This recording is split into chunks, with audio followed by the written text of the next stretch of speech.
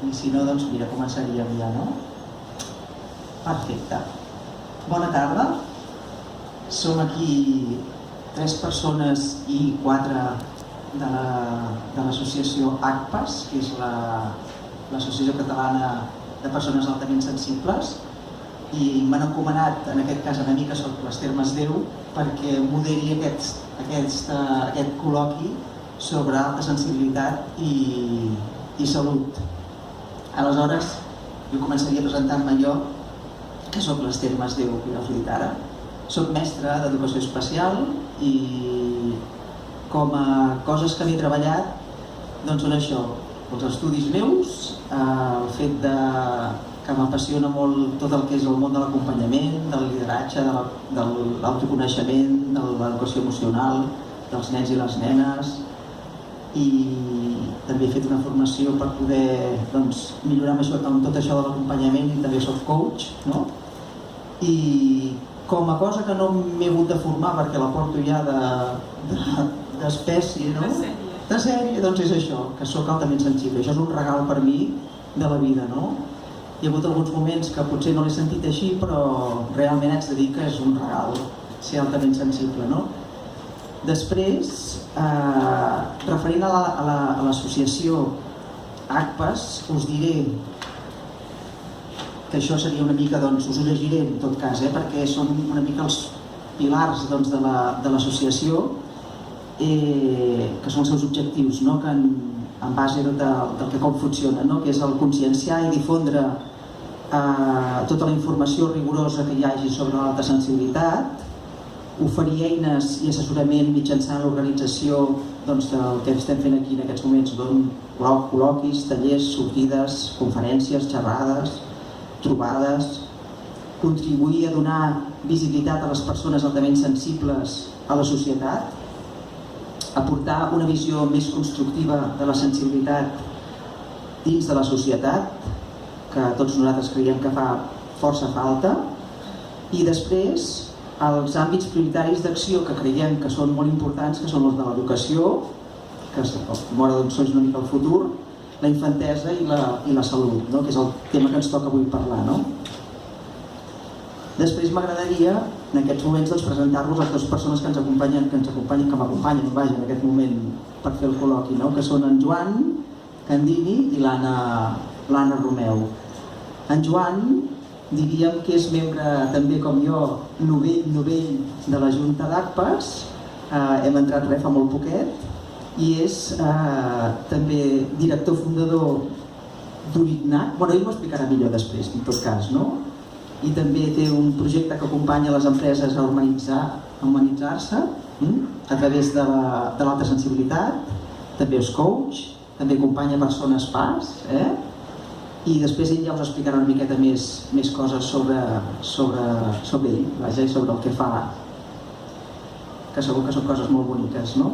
L'Anna Romeu, que m'acompanya aquí a aquest cantó, és psicòloga clínica i és la presidenta de la secció de psicologia d'emergència del Col·legi Oficial de Psicologia. Perfecte. I en fi, l'Anna també segurament ha entrat en el món de l'alta sensibilitat per algun motiu que ella també ens explicarà en el seu moment, ara quan li donem la paraula. Respecte, jo també he pensat, havia escrit alguna cosa aquí també per dir-vos. Avui en dia, això ho havia escrit aquí al final un moment quan ho preparava aquest matí, perquè avui ha estat l'últim dia de curs i la veritat és que hem anat com una mica, imagineu-vos, aquests 3 dies últims d'acabar l'escola, sent mestre, venint cap aquí, ens venen 3 dies de festa, Sant Joan que s'acosta, no? Els que som una mica així com altament sensibles, que ho som, no és que sigui com, és que ho som, la sobreestimulació ens pot, no? Doncs preparem les coses a vegades com podem, no? Doncs jo havia escrit aquí una frase que deia així, que no us ho llegeixo, perquè posava el següent, no? I no em voldria acabar aquesta presentació sense dir-la, no? A veure si la trobo, que està aquí, em sembla. La importància aquesta de Ai, a veure si el trobo, perquè aquests moments que sembla que per una banda el món estigui tornant més insensible, o sigui, és aquell pensament que jo em ve moltes vegades, no? De veure que el món, doncs, si ens hi fixem, tant a les notícies com a les relacions humanes, com tot plegat, aquest món que s'està tornant cada vegada com més insensible, molts cops ho veiem així, doncs la sensibilitat, que és aquest terme nostre que ens acompanya, i en el nostre cas l'alta sensibilitat, està reivindicant el seu espai, i per això crec que nosaltres estem avui aquí, no? Doncs per reivindicar aquesta alta sensibilitat, no? Doncs bé, deixo la paraula als meus companys, que puguin també doncs, dir la seva part, i perdoneu, m'he equivocat, m'he deixat una cosa meva, i és que com a part personal també, l'alta sensibilitat a mi en el seu moment també doncs, aquesta manera de ser tan passional i tan intensa, doncs en un moment donat també m'ha dut a emmalaltir. Ara doncs, estic en procés de sanar-me, per dir-ho d'alguna manera, en el sentit de que soc conscient de que si hagués sabut l'alta sensibilitat que era en mi, no hagués arribat a l'extrem que he arribat, però ho he vist d'una manera doncs, amb l'energia i felicitat de dir en soc conscient, doncs hi posarem remei i aquí estic, val? Per tant també m'esqueia doncs, el poder venir a parlar també de la part de salut, d'acord? Doncs us deixo amb els meus companys que comenci el que vulgui d'ells dos. Endavant.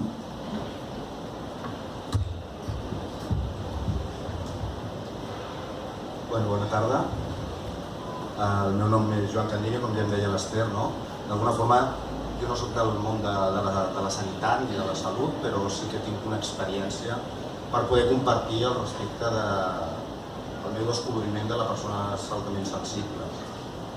He portat com 20 anys dintre de grans multinacionals, intentant seguir una mica els patrons de comportament, d'èxit social, professional, que la societat t'indica, d'alguna forma et porta cap allà, i seguint una mica el que la família havíem vist, el pare o altres persones referents. Quan comences a intentar ser molt perfeccionista, ser molt exigent, volent ajudar a tothom, cada cop és com un got d'aigua que tenim a dintre nostre que es va omplint goteta a goteta fins que arriba un moment que ja arriba dalt de tot i qualsevol cosa que et passa a la vida et mou i vessa. Llavors, a mi aquest got em va vessar fa com 3 anys aproximadament, quan diagnosticar fibromiàlgia i fatiga crònica. Va ser un dels moments més complicats de la meva vida. D'alguna forma, ara, a dia d'avui, miro enrere i dic, ostres, quina sort que vaig tenir. D'alguna forma, l'enfermetat, que és una etiqueta molt complicada dintre del món de la salut, on vaig tenir la gran sort que en pocs mesos em van diagnosticar. Sé que hi ha moltíssima gent, fibromiàlgia, que passa un periple de molts anys, inclús, de saber què els hi passa i de sentir-se que són raros, que no tenen res, que estan bojos. D'alguna forma, jo tot això ho vaig haver de viure en un període bastant curt, va ser una sacsejada molt forta i com a persona altament sensible, que ara sí que soc, ara entenc moltes coses que en aquell moment no sabia què passava. Em vaig derrumbar totalment, me'n recordo aquell dia que la reumatòloga em diu vostè té fibromiàlgia, i què puc fer amb això? No pot fer res, no té cura. Ostres, va ser un impacte molt fort per mi. Vaig sortir plorant de la consulta. D'alguna forma, l'experiència d'una mare que tinc, que durant 30 anys ha patit tota aquesta malaltia i que els metges, a través de pastilles, de farmacologia, intentaven pal·liar el màxim possible la seva situació. Vaig veure que no era el meu camí. Estic molt agraït al gran sacrifici de la meva mare per ensenyar-me quin no era el camí que havia de seguir. Investigant sobre el tema de la fibromiàlgia, sobre tot el tema a nivell emocional, vaig arribar amb un llibre d'un doctor que es diu Dr. Sarno, el qual ja als anys 80 va identificar el síndrome de miositis tensional i ell proposava un tractament. El tema és que aquest tractament no es pot validar en un laboratori, perquè estem parlant de temes emocionals. Llavors comentàvem amb l'Anna també que des de fa poc la psicologia d'alguna forma ha migrat o ha mutat cap al sector sanitari. Abans era una cosa que no es considerava. Els metges, que tot el que és la part física i separen el que és el cos de la part emocional. En aquells moments també vaig trobar la PASE, que és l'Associació de Persones Altament Sensibles Espanyola, i que en aquells moments em va ser de molta ajuda poder parlar amb la Carina, que és la presidenta d'aquesta associació, presidenta honorífica, i vaig començar el meu viatge. Em vaig donar permís per parar, perquè quan estàs en una roda, amb una inèrcia del dia a dia on no et planteges què és parar, aquell moment va ser clau de poder posar la salut la prioritat número 1 a la meva vida. A partir d'aquell moment tot es va com reordenar, com aquelles peces del dominó, que tires una i cauen totes. Em va passar alguna cosa similar. Vaig estar com 6 mesos fent el tractament del doctor Sarro, que és algo relativament senzill, però que d'alguna manera és molt complexa. A la vegada és aprofundir en tota la part emocional, i el que proposa és que investiguis, com a mínim la causa, que diu ell que és la ira inconscient reprimida que portem dins nostre i que no ens donem permís perquè aparegui en el nostre dia a dia. Hem de ser perfectes, hem d'estar sempre bé, somrients, hem d'estar feliços, i el ser humà allotja aquest tipus d'emocions que potser no són tan maques, però ens neixen per lo que sigui. Llavors, poder canalitzar aquestes emocions d'una forma sana per un mateix i pels altres, a mi em va donar una clau molt, molt important. Això, juntament amb el teatre terapèutic que vaig fer a través del mètode d'Anna Sabater, va ser per mi la clau d'ara mateix poder liderar un projecte que es diu Oricnia, que vol tornar una mica als orígens i portar la humanitat a les empreses, algo que jo no vaig viure en el moment en què jo vaig haver d'expressar el que em passava, que no es va entendre, no es va comprendre, i és algo natural, perquè gràcies a l'ACPAS ara cada cop se sap més, es pot divulgar més que som les persones altament sensibles i que tenim molt a aportar a la societat, a les empreses, a l'entorn educatiu, al sanitari, aquestes altes capacitats d'escoltar amb l'altre, des de la profunditat, des de l'empatitzar amb l'altre, què li està passant, el poder sostenir amb una altra persona, retornar a aquesta essència del ser humà que ens fa col·laborar per fer alguna cosa més gran que nosaltres mateixos. I això és una pinzellada de la meva experiència. Espero que d'alguna forma podem passar després bibliografia concreta a qui li interessi per continuar investigant i trobar el seu propi camí. Per mi va ser tot un regal i és un regal estar avui aquí amb tots vosaltres. Gràcies. Toca, oi? Bona tarda a tothom. En primer lloc, moltes gràcies a l'associació per convidar-me. Jo fa molt poquet que soc membre de l'associació, no soc membre de la Junta, no hi ha interessos ni conflictes. Per tant, puc parlar molt lliurement.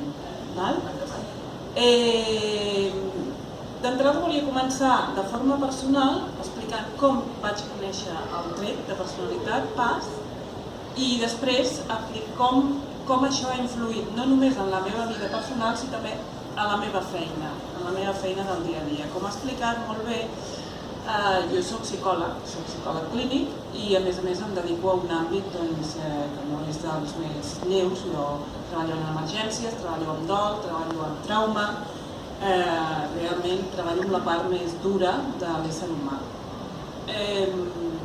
Fa molts anys que m'hi dedico, de fet vaig començar l'any 2000, queda lleig dir-ho, però ja fa anys.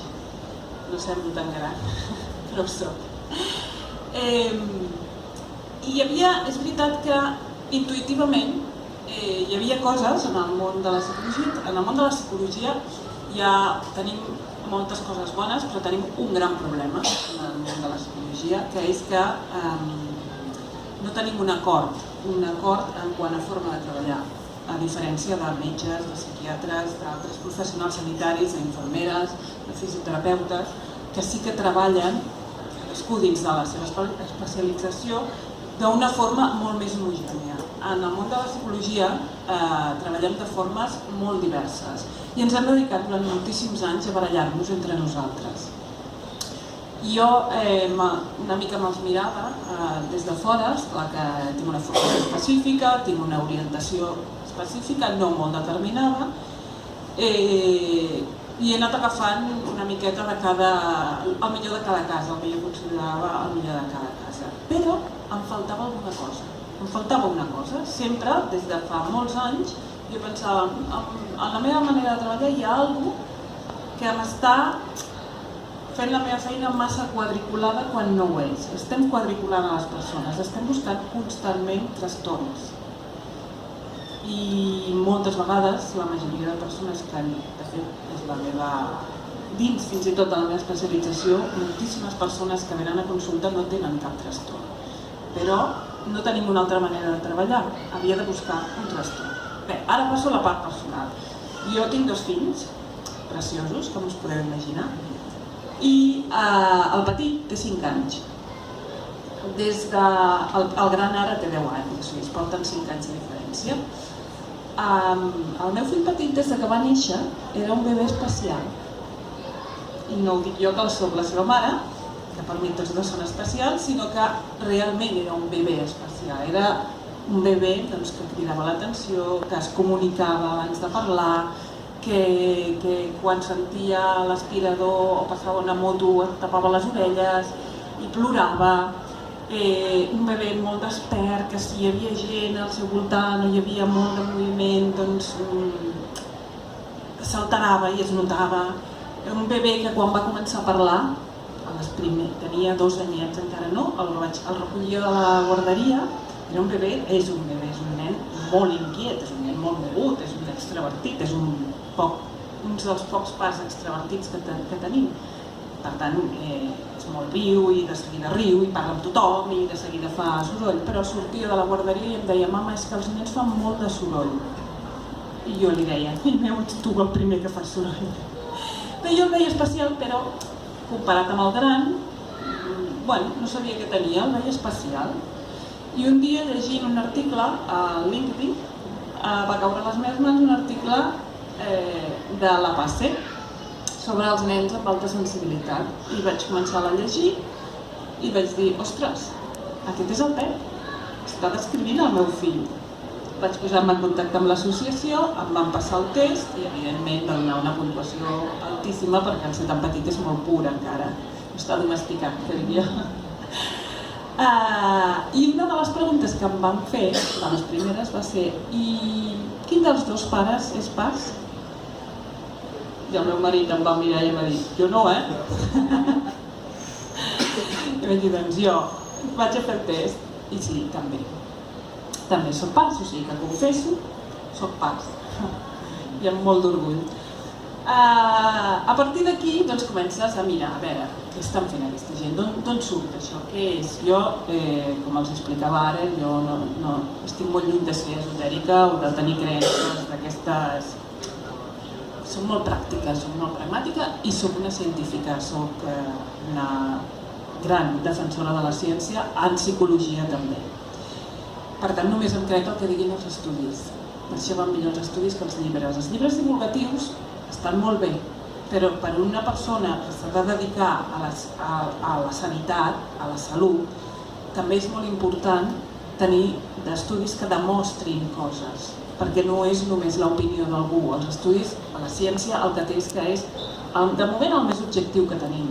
Per tant, hem d'anar a buscar això, l'objectivitat que demostri què funciona, què no funciona, com funcionen les coses, què és el que ens va millor, què és el que ens va pitjor. Per això, des de la psicologia estem defensant moltíssim el tema de fer estudis, fer recerca, com fan totes les altres ciències.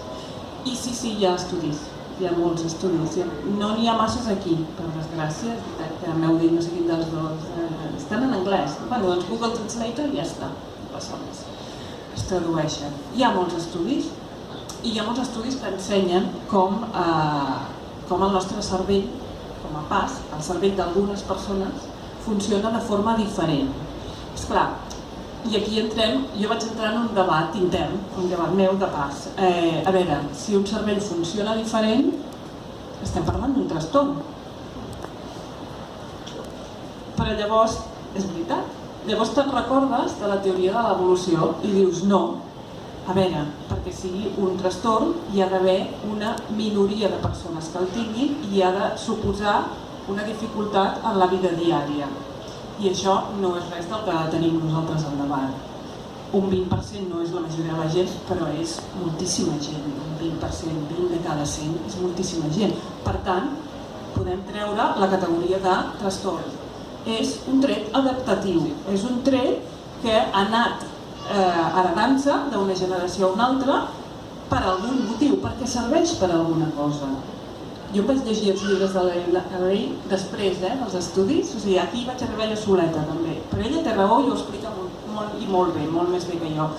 Realment és un tret adaptatiu que té la minoria de la gent perquè no és un tret necessari exclusivament per sobreviure, o sigui, per sobreviure la civilització va necessitar molts més guerrers que sacerdots, com diu ella, però els sacerdots, els curanderos, els psicòlegs, són necessaris també. I aquests són els cuidadors, els que cuidem, els mestres, els coaches, els metges, encara que no vulguin, són cuidadors i són necessaris també a la societat. Per tant, no estem parlant d'un trastorn, estem parlant d'un tret adaptatiu que té la seva funció a la societat i per això s'ha anat reproduint al llarg de l'evolució humana. Molt bé, m'enrotllo molt, jo si me'n vaig em talleu, anem bé. Que jo si començo no paro. Llavors, com ha afectat, o sigui, aquí jo vaig tenir un d'aquests moments de lucidesa, quan vaig anar unint tots aquests descobriments, vaig anar entenent com funcionava, vaig anar entenent com funcionava jo, vaig a veure, estic veient cada dia i disfruto de com creixen els meus fills, un pas i l'altre no pas, que és un privilegi, veus les diferències, veus com es complementen, veus com un aprèn de l'altre, veus com es regulen l'un a l'altre, és fantàstic. Llavors també, el meu moment de lucidesa va ser, ostres, tu treballes amb persones. Tu treballes amb persones que venen perquè tenen un problema, un conflicte, alguna cosa que no funciona. Alguns, molts, identifiques un trastorn, diagnostiques i fas el tractament. I en aquests casos, la meva feina, perdó, és fàcil, ho tinc per la mà, tinc un manual diagnòstic amb uns criteris molt clars, si compleixes aquests criteris ja saps quin tractament has de fer servir perquè ja tens tots els estudis que demostren quin és el que funciona. Perfecte, seguim. Però és que no són la majoria dels casos que jo tinc en consulta. Són la minoria. La majoria de gent que jo em trobava a la consulta no complia criteris diagnòstics, no els hi podia. Molta gent em diu, per què no treballes amb etiquetes? Per què no em dius què tinc? Perquè no m'ho crec i no ho tens i no ho veig clar. I sí que tens algunes característiques, alguna cosa que s'assembla a depressió, alguna cosa que... bastants criteris d'ansietat, bastants criteris de potser algun trastorn de personalitat, però jo no m'atreveixo a dir que tu tens aquest trastorn, perquè no te'l veig, no m'ho crec, he vist altres persones amb aquest trastorn i no ets igual.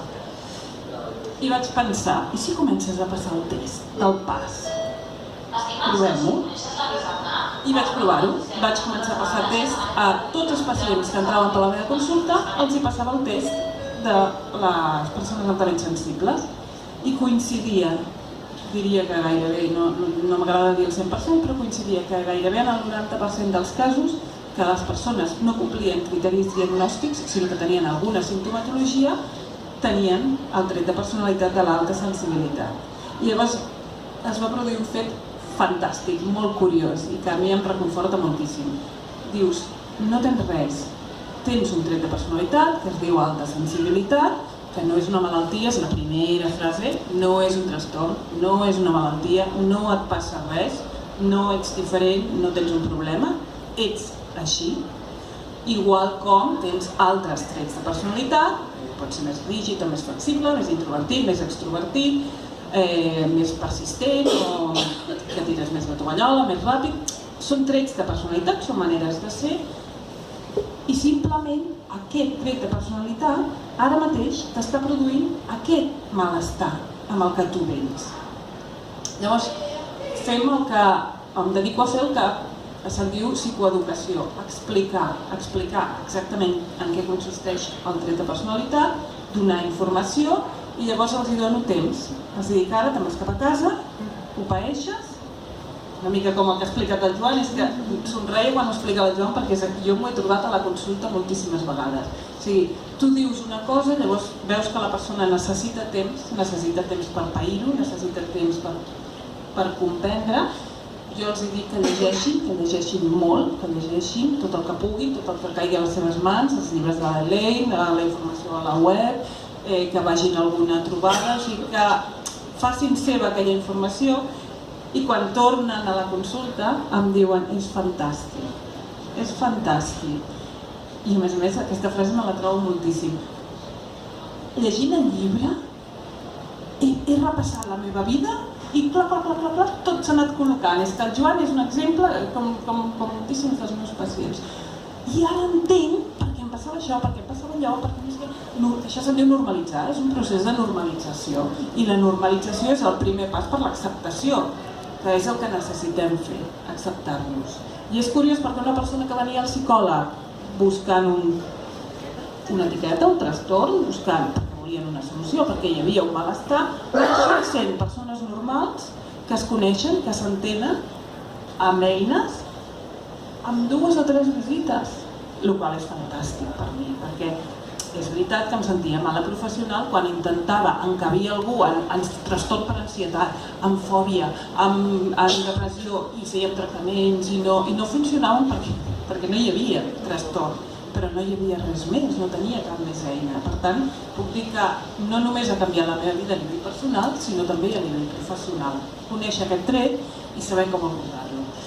I a més estic molt contenta, perquè això és una novetat, ja l'he integrat dintre de la meva forma de treballar gràcies a un gran professor i un gran neuròleg que us el recomano, la seva lectura, que es diu Daniel Siegel, que he tingut l'oportunitat de conèixer aquest cap de setmana a Dublín en una formació que donava, el millor neuropsicòleg del món. Té moltíssims llibres, però si voleu, per exemple, un que és introductori i que realment és molt útil, és el desenvolupament de la ment. És que l'estic traduint a l'anglès. En té sobre educació també, educació basada en el seu... Sí, es diu El cerebro del niño, sobre nens, Disciplina sin lágrimas, aquests dos estan traduïts al castellà, no sé si els coneixes. Disciplina sin lágrimas és fantàstic perquè dona moltes eines, als educadors, als pares. I un sobre adolescents que es diu Tormenta cerebral. Fantàstic. El Daniel no només es dedica a divulgar com funciona el cervell, és un gran investigador del funcionament del cervell, sinó que també té tota una metodologia de treball que realment integra l'alta sensibilitat, perquè ens ensenya als psicòlegs i als psiquiatres que el volen escoltar, que no són tants, com fer servir realment la nostra sensibilitat per ajudar els altres, que és la nostra feina en realitat, però de forma científica, totalment científica, que ja sabeu que és la meva debilitat. Si no m'ho demostra, no m'ho crec. No sé, m'estic enrotllant moltíssim. Tinc aquesta sensació. Anna, ho has fet molt bé i ens van també, A més, jo penso que ha estat rodó això, no sé què creieu vosaltres, però l'exposició d'en Joan amb el seu testimoni personal, després vingut amb el teu testimoni com a ja professional, jo crec que ha sigut rodó. Vaja, això és com ho veig jo, no sé com ho veieu vosaltres. Veig que hi ha una mà per allà darrere. Què us sembla? Digues. Doncs endavant. Elaine Aron. Sí, y bueno, yo pensaba que era una más.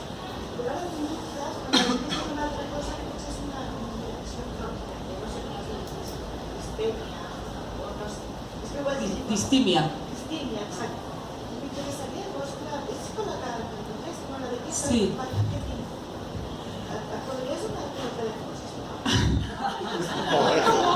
Sí, bueno, no sé si et aniria massa bé perquè jo treballo a Vilafranca del Penedès, que queda una mica lluny d'aquí.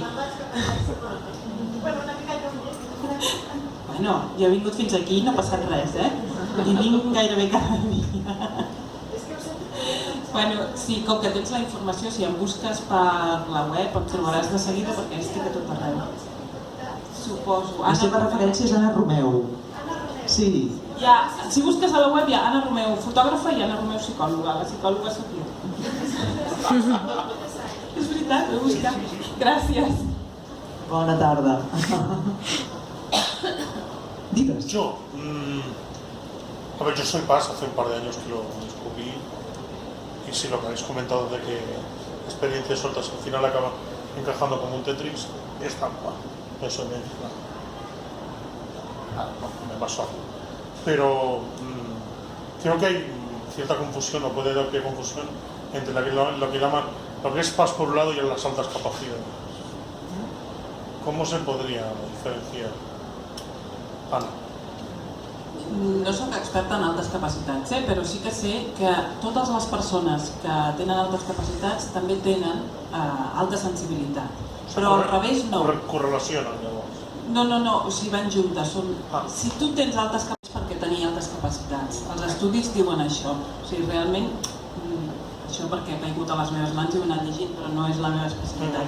Però sí això, o sigui que alta capacitat sí que sempre implica alta sensibilitat. Exacte. O sigui, diguem que el cervell ja sempre funciona a un nivell molt més alt, no només cognitivament, que serien les altes capacitats, sinó també a nivell emocional i sensorial, que és l'alta sensibilitat. En canvi, ser altament sensible no implica tenir altes capacitats. Jo des de la visió de l'escola conec 25 anys treballant a l'escola ordinària, veig casos, el que diu l'Anna, i ho corroboro, o sigui, els nens amb altes capacitats acostumen a ser majoritàriament nens després amb una alta sensibilitat també, i veus nens altament sensibles que, clar, malauradament no són nens ni diagnosticats, o sigui, són les persones que intuïtivament els percebem i els veiem, que potser probablement llavors en una trobada amb la família doncs podem fer el comentari de dir o que els pares venen a demanar què li passa al meu nen, o que passen aquestes coses que abans també ho hem estat comentant a Petit Comitè aquí abans de començar la presentació, que en aquests moments ens estem trobant que hi ha molts nanos i com que la situació és la que és, que jo us deia al principi que buscava la frase per dir-la ben dita, el fet de que, clar, s'estan enviant nens a psicòlegs molts cops que probablement, és això que deia l'Anna ara molt bé, no tenen res, però en canvi se'ls està buscant la parauleta que pugui dir què li passa al meu nen. I potser el nen sí que pot ser que hi hagi un trastorn de dèficit d'atenció, sí que pot ser que hi hagi un trastorn de l'espectre autista.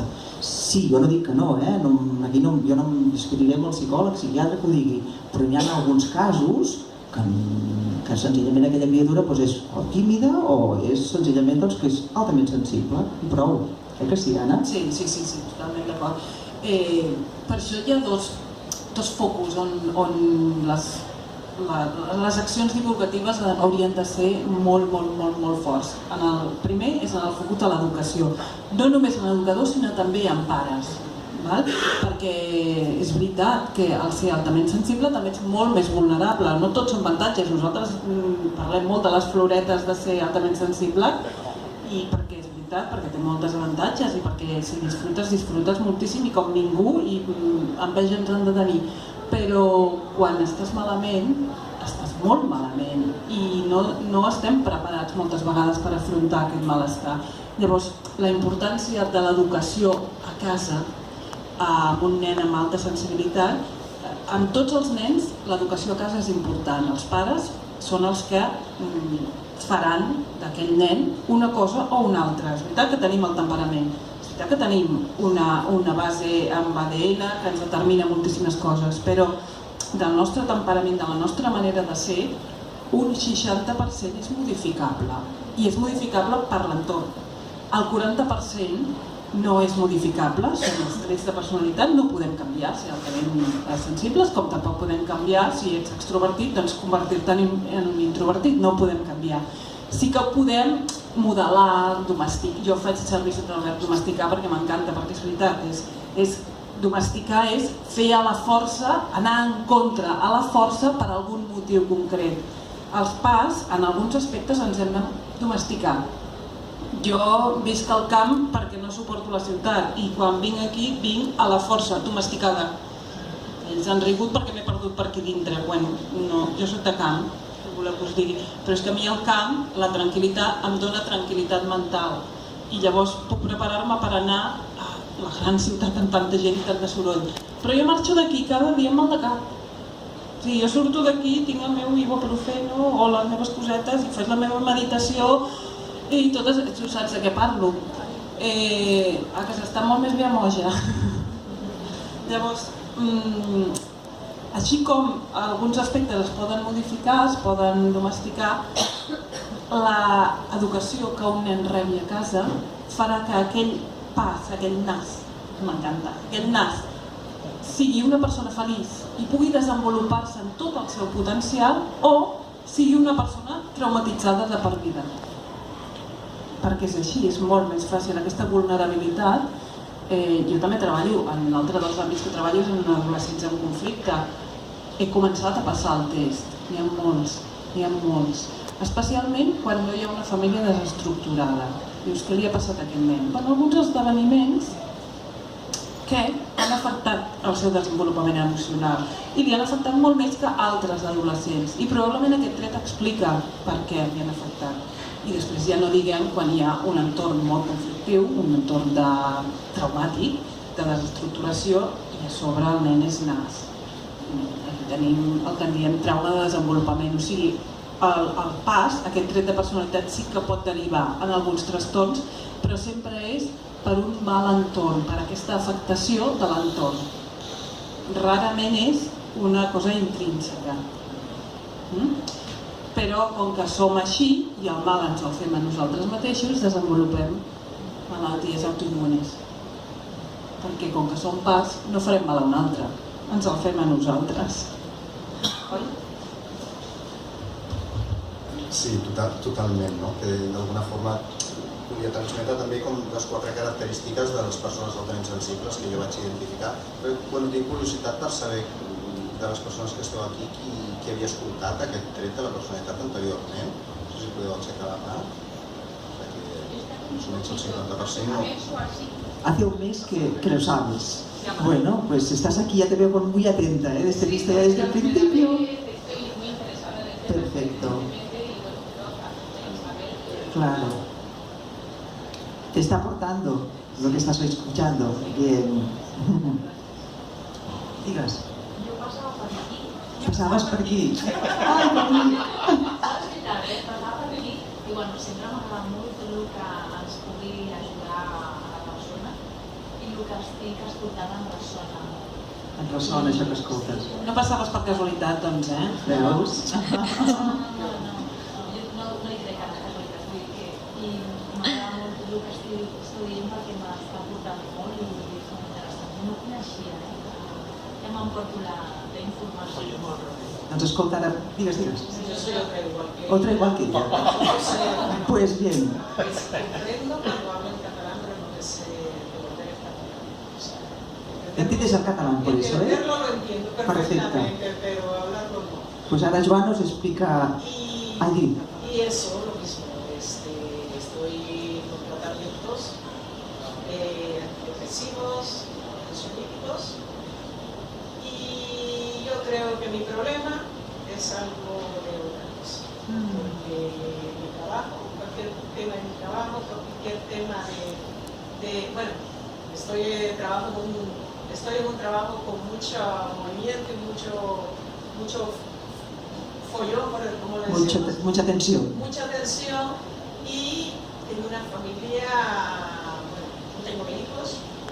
Estoy casada, pero no tengo hijos, pero tengo 4 hermanos, cada uno es un problema. Y entonces, desde muy joven, yo adquirí la responsabilidad, no me la dio mi madre, claro, mi madre era una mujer soltera, madre de 5 hijos.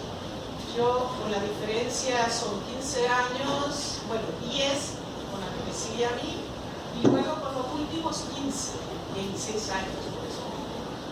pero yo recuerdo desde los 10 años me he sentido como padre.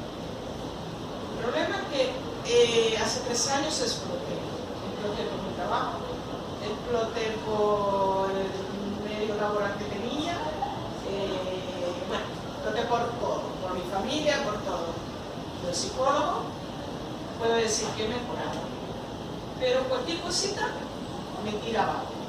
Entonces, he leído muchos libros de psicólogo, y bueno, he ido donde psicólogo, he estado en psiquiatra, pero soy esa que, por decir algo, voy aguantando, pero llega un momento que caigo y cómo sé que caigo, que empieza la ansiedad. La ansiedad, tengo que tomar ansiolíticos, pero los ansiolíticos, bueno, siento, todos los síntomas esos de llorar, gritar. Bueno, hace 2 fines de semana venía de la montaña y yo acostumbro ir mucho a la montaña porque soy como ella, yo prefiero la montaña. Si yo pudiera cambiar mi trabajo a la montaña, lo cambiaría. El problema es que a mi edad no puedo cambiar de trabajo. Gracias a Dios soy una inmigrante que he venido hace 20 años y he podido obtener el mejor trabajo que he podido conseguir aquí en Barcelona, trabajo muy mejor.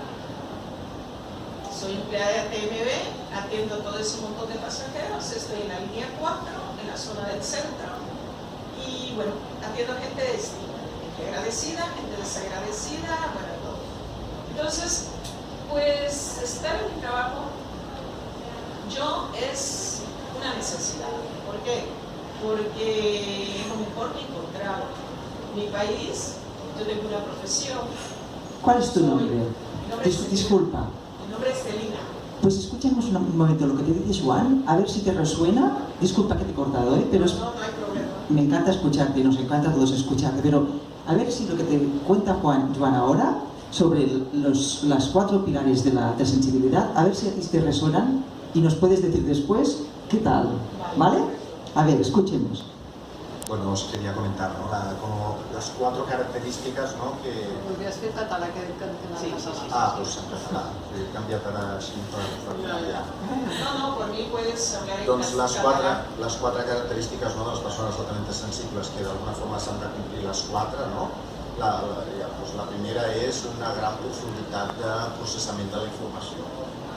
Trobava un acompanyament a una persona altament sensible i amb altes capacitats, que era el que em deia que li passava amb ella era com que tenia moltes partides d'escacs jugant en cada moment.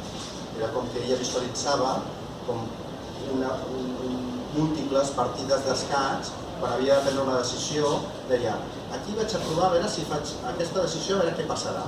Vale. Amb aquesta partida, no? Prenc aquesta altra decisió i projecto al futur a veure què passarà.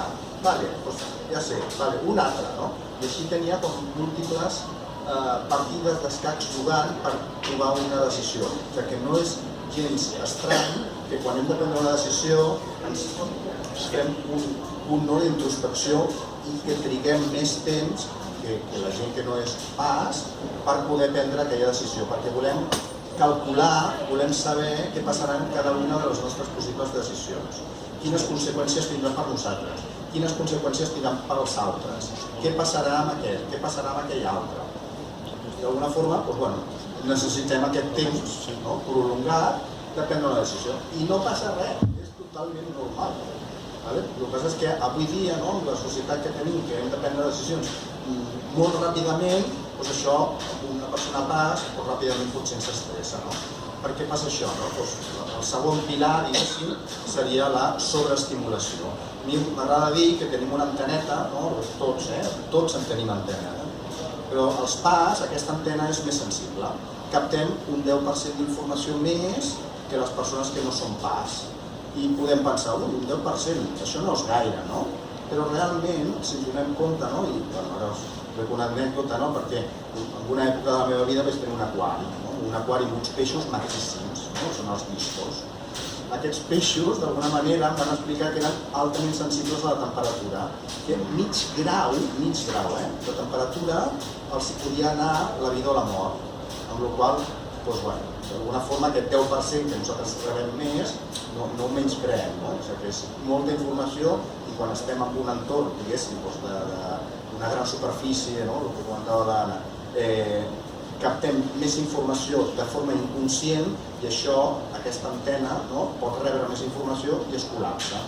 No? Per exemple, el wifi, no? Quan estem en un lloc i la wifi està col·lapsada, no? Doncs d'alguna forma tot va més lent, no? Doncs és una cosa que ens pot passar a les persones pas i és natural, és una cosa habitual.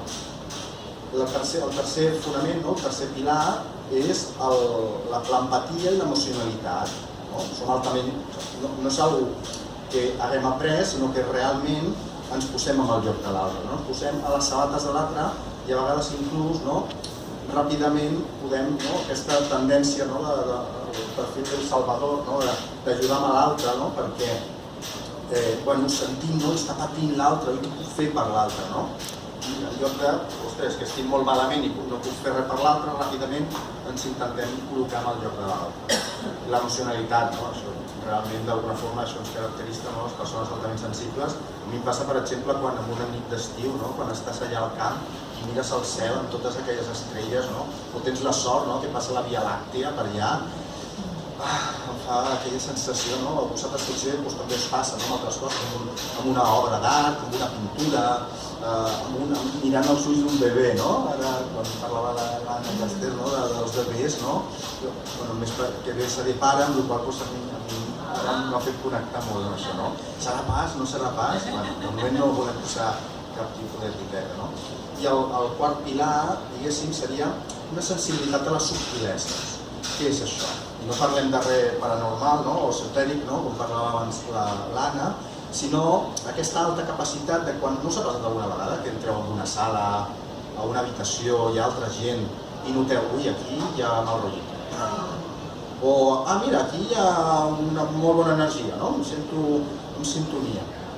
Això, diguéssim, seria això, aquesta antena que capta aquesta informació, que podem dir que sigui del camp, de l'entorn, de l'energia dels altres, que ens pot fer saber, d'una forma intuïtiva, podria ser la intuïció també, el com està l'altre, en quin entorn està.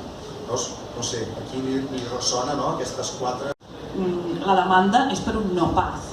Si tu ets pas, tens molta més demanda o sents molt més del que pots assumir. Per tant, és molt més fàcil que arribis a saturar-te al burnout, a cremar-te, tenir problemes laborals. Llavors, les empreses n'han de ser conscients, però jo també que crec molt en autocuidado, hem d'aprendre què ens va bé i saber quan parar. I hi ha un gran invent que són les baixes laborals, que hi ha tanta gent que la fa servir quan no cal, més val que quan cal la fem servir.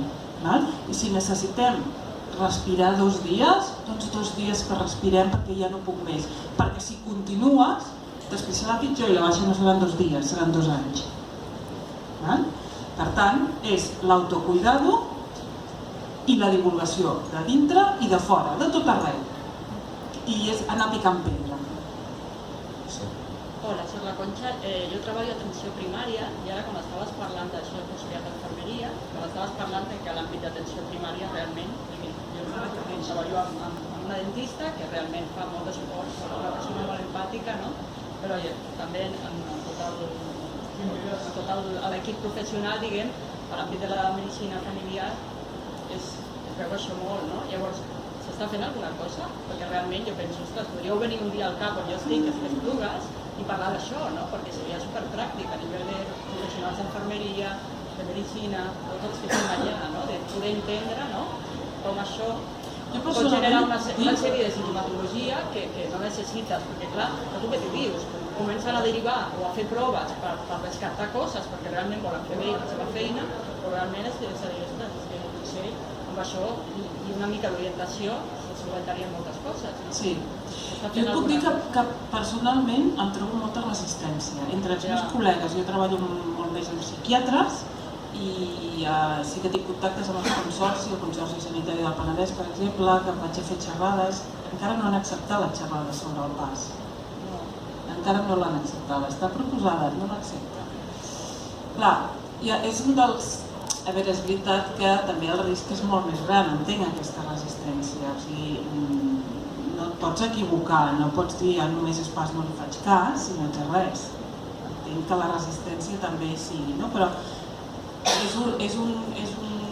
diria que és un col·lectiu dels que creen més resistència. Així com en l'àmbit educatiu, la meva percepció és que és més àmplia, l'acceptació molt més ràpida. Depèn. O sigui, no et dic que no, però també costa, no et creguis que és tan fàcil. Tu que ets mestre també em diràs el mateix, oi? O sigui, no és tan fàcil, o sigui, l'àmbit educatiu tampoc es cuida això d'aquesta manera, en absolut. Per això hi ha tants profes cremats. Absolutament, de burnout, no? Sí, depèn molts. Sí. A més, és que també és un col·lectiu molt femení i moltíssimes dones estan fatal. En general estem més cansades. No pot ser, això no pot ser, s'ha de fer alguna cosa, Sí. Però és el que comentava, o sigui, jo crec que els nanos, és que igual, jo quan hi com es conec i tal, en aquest moment jo no estava dient que no fos empàtica ni res. No, ni que tu estigués fent bé això. Jo trobo que tota la resta dels nens fan fenomenal això.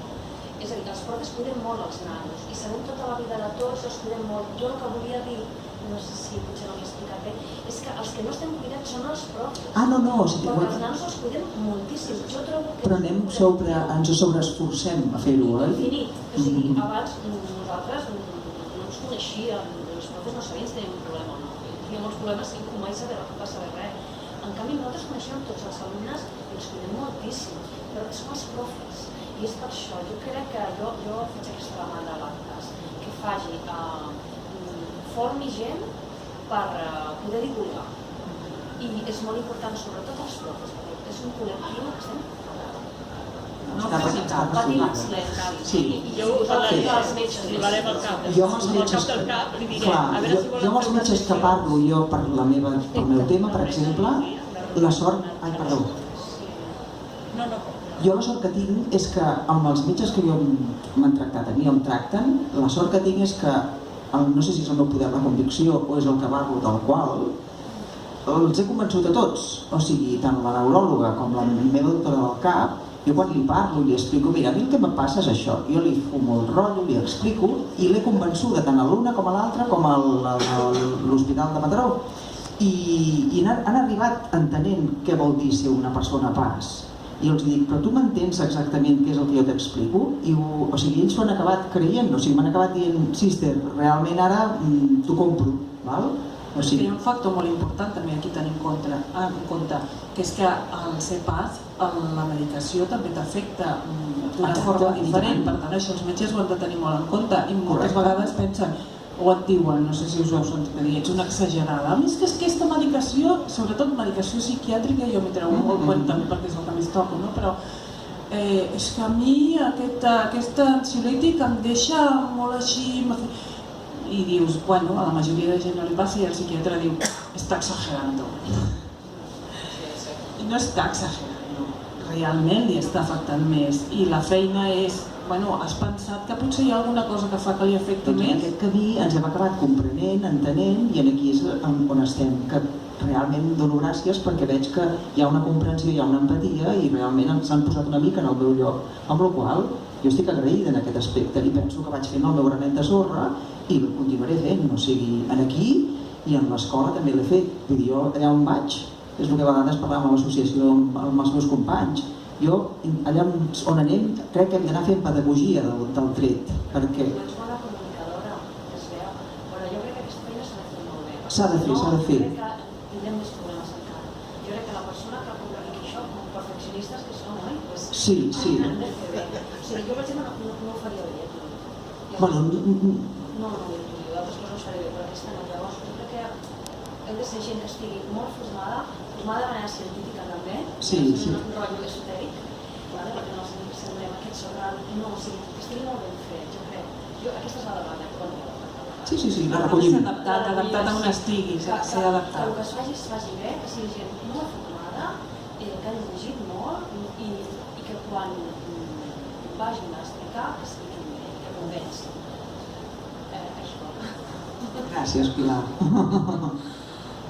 mí me interesa cómo autoproteger. ¿Sabes qué pasa? Ahora te hablará Joan, pero yo dejo mi granito también aquí con todo el tema de que yo pienso que es mucho autoconocimiento lo que tenemos que hacer. O sea, que todo el mundo, cada uno tenemos que hacer nuestro proceso, ¿no? Yo, en mi caso, por ejemplo, yo lo he hecho, o sea, no se me havia ocurrido nunca pensar jo faré el meu procés de creixement personal. I pensava, si jo ja em conec, jo sé qui soc, jo ja, mare de Déu, què haig de fer jo, no? I ara de gran l'he fet, i és una xulada, una xulada però que, bueno, que ha portat també per el camí, doncs plorar, el que deia abans en Joan, no? Haver de barallar-me amb mi, de treure tota aquella ràbia, aquella ira que deies tu que has tingut a dintre i que l'has dissimulada sempre, perquè sempre has fet, tu també ho estaves explicant al principi, no? Que has dit que tu havies de cuidar germans i havies de fer de tripes corazón, no? Doncs fer un procés personal de creixement teu i d'autoconeixement jo crec que és una de les claus, no? Protegir-te és això que ara es fan molts cursets d'això d'aprendre a dir que no, doncs aprendre a posar límits i a cuidar-te molt tu per dir fins aquí arribo, no? Fins aquí dic això ho puc fer i això no ho puc fer i protegir-te molt. Això sí que és, jo crec que és una mica les claus de tot, no? El mimar-te tu, el saber dir que no. Joan, no sé si afegiries tu alguna coseta més. Y Celine, querías... Yo se puede decir que he salido un poquito de donde estaba toque a fondo. He salido y bueno, yo he buscado literatura, leo mucho y sí me ha ayudado. El problema es que se ve que tengo algo que todavía tengo que fortalecer.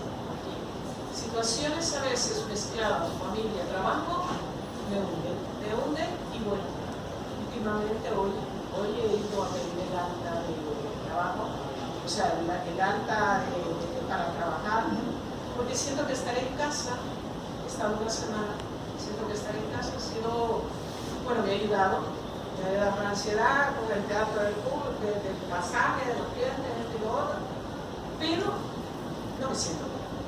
O sea, quiero como decir, quiero luchar para, como quien dice, encontrar un callo y que diga, oye, de aquí ya no pasas. Entonces, pero no sé qué puedo leer, qué más puedo leer para leer o hacer mejor hacer que leer. Bueno, hacer, regularte, conocerte, frenarte, respetarte, o sea, saber qué es lo que te va bien, qué es lo que te va mal. Intentar, dentro de lo posible, evitar lo que no te va bien, o si no, exponerte al mínimo, y después saberte regular, porque si realmente eres paz, te saturas. Entonces, tienes que dejar un tiempo para que el sufre baje. Y para eso, pues, yo he hablado antes de meditación, pero hay yogas, hay miles de técnicas para aprender a regularte. Y funcionan, y eso está científicamente demostrado que funcionan. 8 semanas de mindfulness modifican el funcionamiento del cerebro, está estudiado, ¿vale? O sea, no es estos de la India que hacen cosas raras, funciona, t'autoregules, ¿vale? Per tant, la feina és aprendre a conèixer, com molt bé deia l'Ester, conèixer, saber què ens va bé, saber què ens va malament, respectar-nos donant-nos el que ens va bé i protegir-nos amb la mínima exposició al que ens va malament. I quan arribem al llindar i ja estiguem saturats, perquè hi arribarem, perquè això és inevitable, saber parar-se i saber regular-se de la forma que a tu et vagis bé segons com tu siguis. Podeu entrar,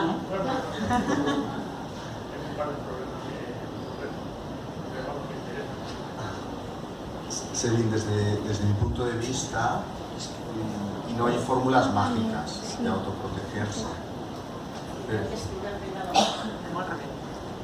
De alguna forma, lo que yo he aprendido, ¿no?, durante este proceso que os explicaba brevemente antes, era dosificar mi energía. Como muy bien dicen tanto Esther como Ana, el hecho de cuándo me he pasado. O saber en qué ámbitos, ¿no? Pues la verbena de San Juan, pues bueno, pues igual antes lo hacía de una manera y ahora la hago de una forma muy diferente, donde no haya tanto ruido, donde bueno, sea algo más íntimo, fuera de los petardos, etc. Entonces, a mí lo que me va muy bien es la escritura, ¿no? Generar un espacio íntimo. Yo siempre recomiendo, ¿no?, a las personas que me acompañan y que acompaño, porque al final nos acompañamos los dos,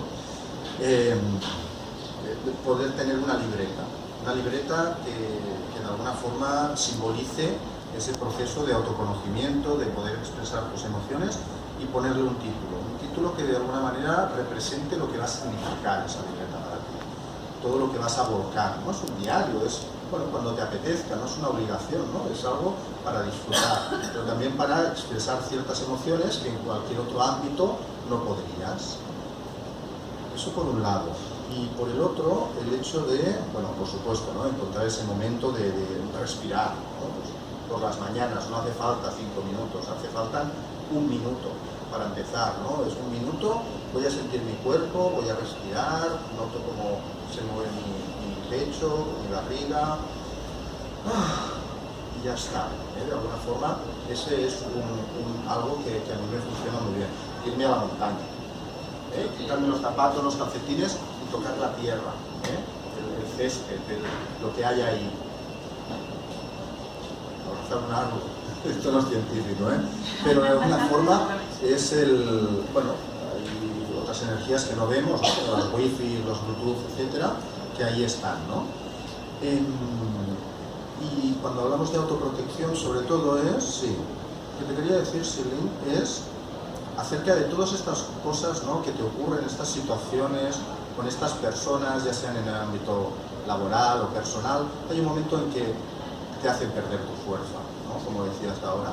Entonces, ¿qué tienen en común? ¿Qué tienen en común esas situaciones? ¿Es cómo te habla la persona? ¿Es porque estáis tocando un tema en concreto? ¿Es el tono de voz? ¿Es la forma en que lo expresa? ¿Siempre son hombres? ¿Siempre son mujeres? ¿Qué patrón en común hay para que de alguna forma eso dispare un patrón de comportamiento automático en ti que te hace bajar la autoestima, perder el centro, ¿no?, derrumbarte, etc., ¿no? ¿Qué tienen en común?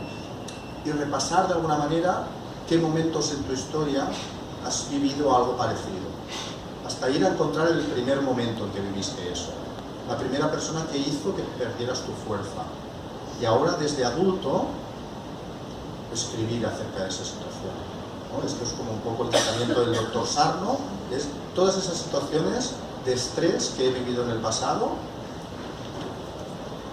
y escribir acerca de cómo me sentí. Y escribir acerca, ¿no?, es como enviarle una carta a la otra persona que estaba en esa situación y expresar todo aquello que no fuiste capaz de expresar cuando eras niña, adolescente, o aquellas cosas que no pudiste hacer, ¿no?, ¿qué harías ahora de diferente, ¿no? Un poco para ir pues sanando, ¿no?, como antes decía Esther, ¿no?, sanando todos esos traumas o situaciones un poco más de estrés que las personas altamente sensibles, ahí queda un poquito de algo todavía, ¿no?